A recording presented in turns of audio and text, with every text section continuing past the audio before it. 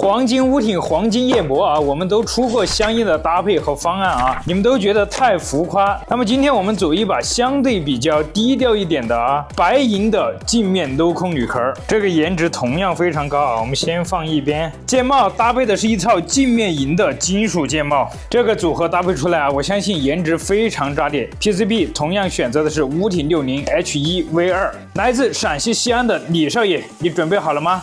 开组。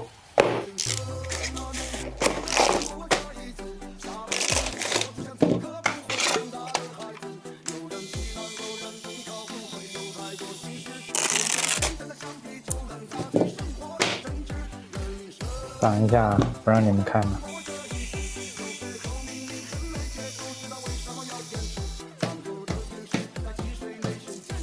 身上声音包，天天你们看我壁纸去了，都没心思看我主键盘呢。卫星轴 Naver 的护卫 Pro。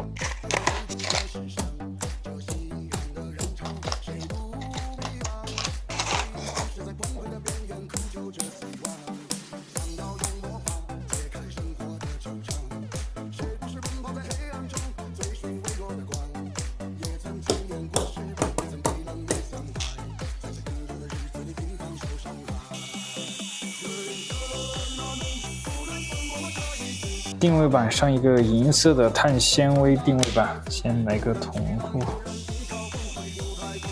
好，再来安装轴体，八宝轴。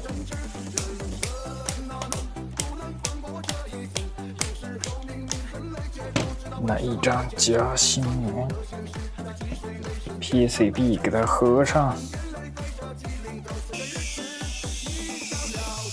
行，内胆装完放一边，拿出这个银色的镜面镂空铝壳，镜面是真帅呀！这镜面的外壳啊，一定要配上一个银色镜面的背板儿，给它垫到下面。哎，没事，还可以当成一个镜子啊。再来个底面，放入内胆，再来安装键帽啊。键帽也是选择跟这个外壳一样的镜面银的金属键帽啊，也是这种闪闪发光的镜面银。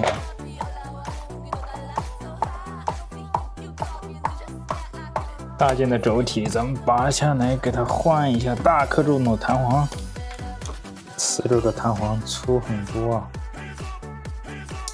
哎，这换了之后确实也重很多啊。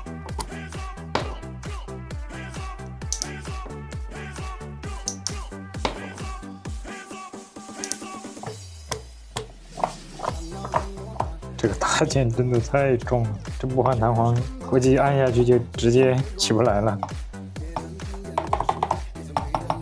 这换了之后，丝滑多了。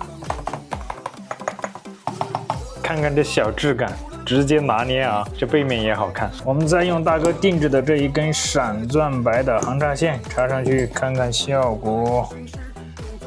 我的妈，这不比金色质感差，浮夸的一匹呀！测试一下。